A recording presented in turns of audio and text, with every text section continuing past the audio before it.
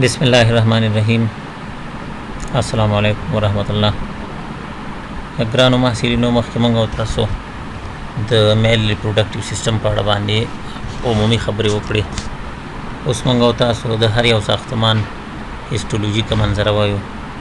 لومړی موږ او تاسو د ټیسټس یا د میل ګلینډ هیسټولوژیک ساختمان وایو. ټیسټس چې دا یو میکس غده ده چې هم اکزوکراین افرازات د دې په واسطه باندې صورت نیسي او هم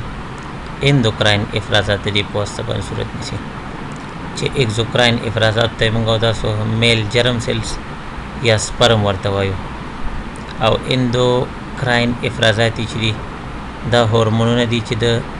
ټیسټوسټیرون په نوم باندې یادېږي. چې دغه ټیسټوسټیرون چې دي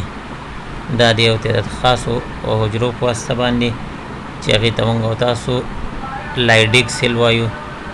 یا د ایل سی په نوم باندې یادېږي، یا دې ته موږ تاسو انټر سټیشل سیل هم ویلی شو. چې وروسته به پرې موږ تاسو مفصلې خبرې وکړو چې د انټرسټیشل سیل یا د لایډیک سیل په واسطه باندې د ټیسټوسټیرون هورمونونه چې دي دا جوړېږي. او سپرم چې دا هم د یو تعداد حجرو په واسطه باندې صورت نیسي د دوی جوړېدل، چې هغې ته موږ تاسو سپرماتوجینیک سیل وایو، چې په دې باندې به هم موږ تاسو وروسته خبرې وکړو. په هر لحاظ باندې ټیسټس چې دا یو مختلطه غده ده چې هم اکزوکراین افرازات لري او هم اندوکراین افرازات لري. که چیرې مخکې موږ تاسو درس ته فکر کړی ما تاسو عرض وکړ چې ټیسټس چې دی د یوې کڅوړې په واسطه باندې پوښل شوی دی چې هغې ته سکروټوم ویل کېږي، یا ورته موږ تاسو ټیسټیکولر کیپسول یا ټیسټس کیپسول هم ویلی شو. دغه سکروټوم چې دی د جوړښت له نظره د دریو طبقو درلودونکی دی، چې یو ته یې ټونیکا وجینالیس ویل کېږي، چې دا ټونیکا وجینالیس د میزوتیلیم په واسطه باندې پوښل شوی دی یا سمپل سکویموز اپیتیلیم په واسطه. دوهمه طبقه یې چې ډېره مهمه ده د ټونیکا البوجینا په نوم باندې یادېږي، چې دوی بیا میډیاسټینوم ټیسټس جوړوي، او میډیاسټینوم ټیسټس چې بیا زموږ او ستاسو ټیسټس د نارینهو لوبولونو باندې وشي، نو دا د ټونیکا البوجینا په نوم باندې یادېږي، چې دا د ډینس کنیکټیو ټیشو او د سموث مسل سیل څخه جوړه شوې ده.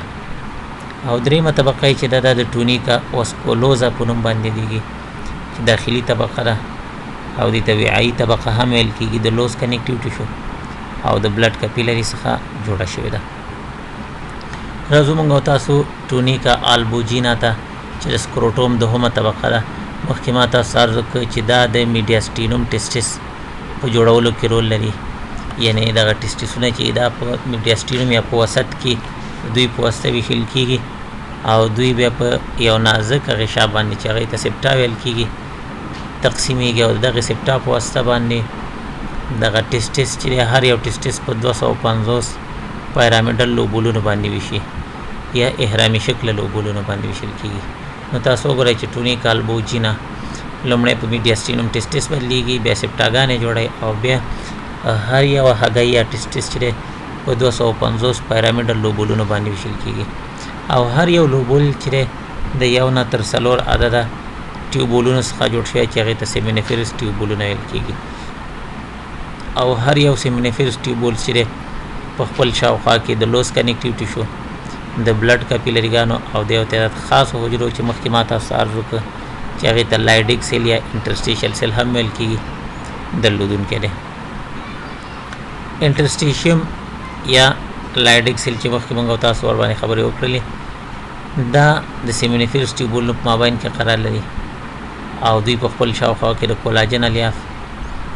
د وینې او د لمفاوي رګونه، عصبي حجرات، د فیبروبلاست حجرې، د ماکروفاج حجرې، ماست سیل او میزانکایمل سیلز د دوی په شاوخوا کې قرار لري. په همدې خاطر دې ته موږ تاسو بین الخلالي نسج یا انټرسټیشل ټیشو هم ویلی شو. او په همدغې انټرسټیشل ټیشو کې یا انټرسټیشیوم کې یا بین الخلالي نسج کې یو تعداد خاصې حجرې پرتې دي، چې مخکې پرې موږ یادونه وکړه چې هغه د انټرسټیشل سیل په نوم باندې یادېږي یا د لایډیک سیل په نوم باندې یادېږي. چې همدغه انټرسټیشل سیلز یا لایډیک سیلز چې دي په نارینهو کې یو خاص هورمون جوړوي، چې هغې ته ټیسټوسټیرون ویل کېږي. او دغه ټیسټوسټیرون هورمون تولید چې د لایډیک سیل په واسطه باندې صورت نیسي دا د نخامیه غدې یا د پیچوچري ګلینډ د یو بل هورمون د تاثیر لاندې صورت نیسي چې هغې ته موږ او تاسو انټرسټیشل سیل سټیمولیټینګ هورمون وایو یا ورته ICSH هم موږ او تاسو ویلی وو. راځو موږ او تاسو اساسي ساختمان چې د سیمینیفیرس ټیوبول په نوم باندې یادېږي. دغه سیمینیفیرس ټیوبول نه چې په ټیسټس کې موقعیت لري د 0.2 ملي متر په اندازه د دوی قطر دی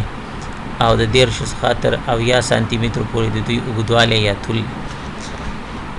هر یو سیمینیفیرس ټیوبول چې د لوبیول په ذروه کې یا په اپیکس کې په یو مستقیم ټیوبول باندې ویشل کېږي چې هغې ته موږ سټریټ ټیوبول وایو. او هر یو سیمینیفیرس ټیوبول د داخل نه د یو اپیتیلیوم په واسطه باندې پوښل شوی چې هغې ته موږ سټریټیفاید کیوبایډل اپیتیلیوم وایو یا ورته تاسو جرمینیټیو اپیتیلیوم هم ویلی شئ. جرمینیټیو اپیتیلیوم دې ته ځکه موږ تاسو وایو چې د دې اپیتیلیوم په واسطه باندې جرم سیلز چې سپرماتوزوا ورته موږ تاسو وایو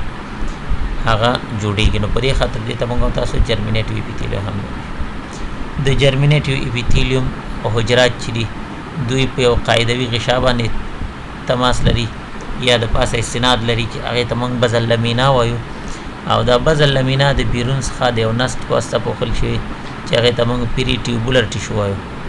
او پیری ټیوبولر ټیشو چې دی د جوړښت نظره د کنیکټیو ټیشو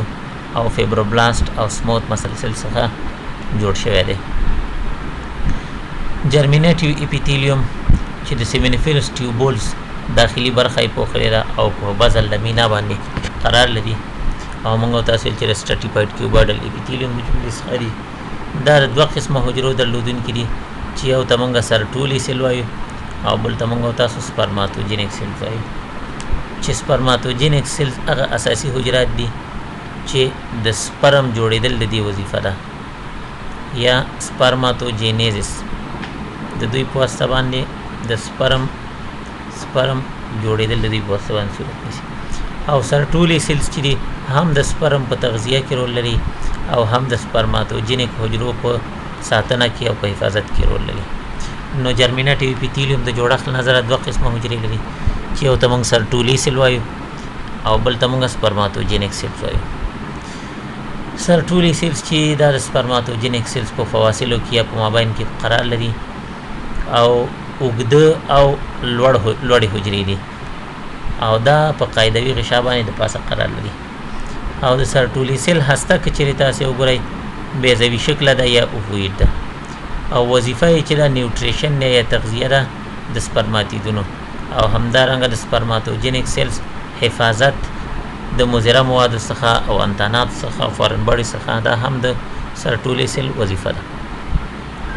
راځو موږ او تاسو اساسي حجره چې سپرماتوجینیک سیلز په نوم باندې یادېږي چې 4 نه 8 عدده طبقې د اپیتیل حجرو څخه جوړ شوي دي او دوی چې په سیمینیفیرس ټیوبولونو کې قرار لري او د دوی په واسطه باندې سپرماتوزوا جوړیږي.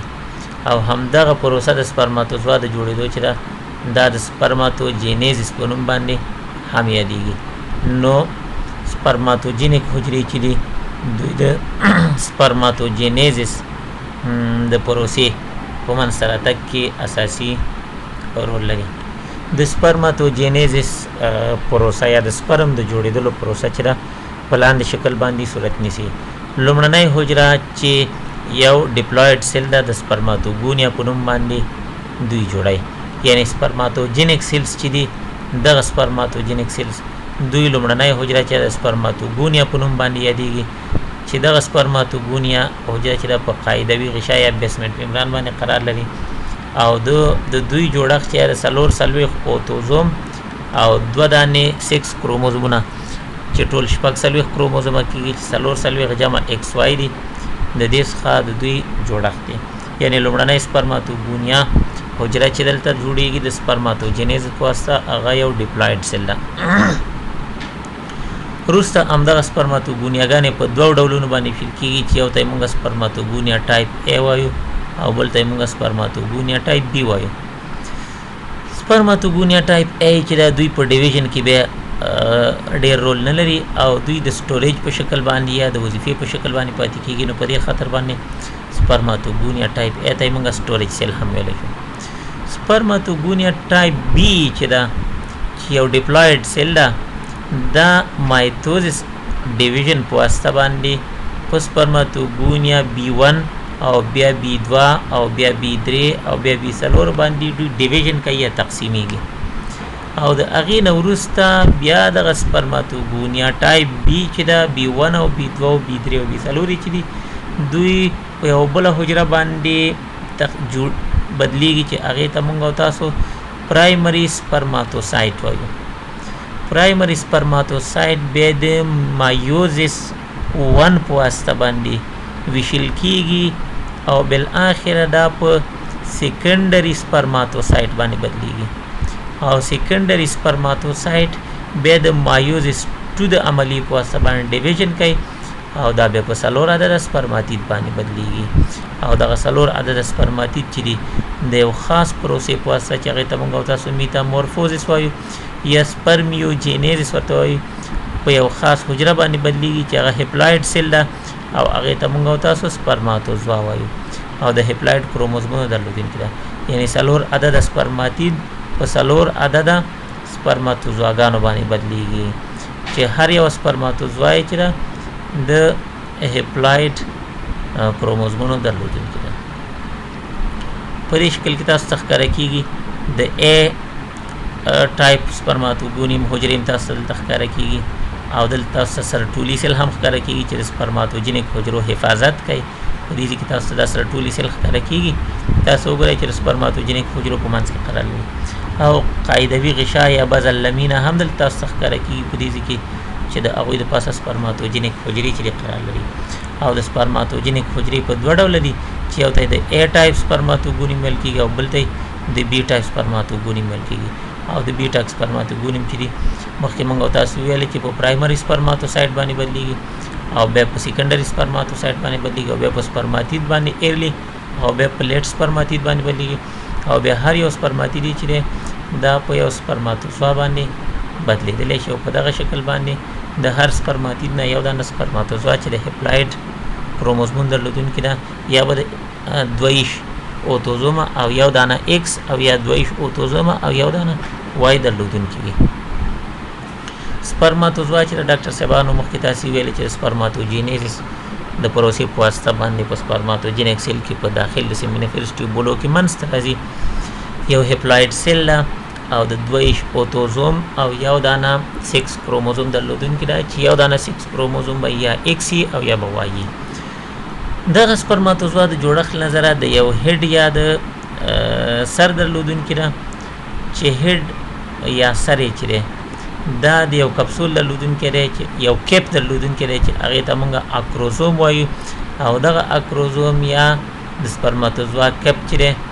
یا دا خولۍ چې ده د خولۍ په شان ساختمان یې چې دی یا کپسول یې چې دی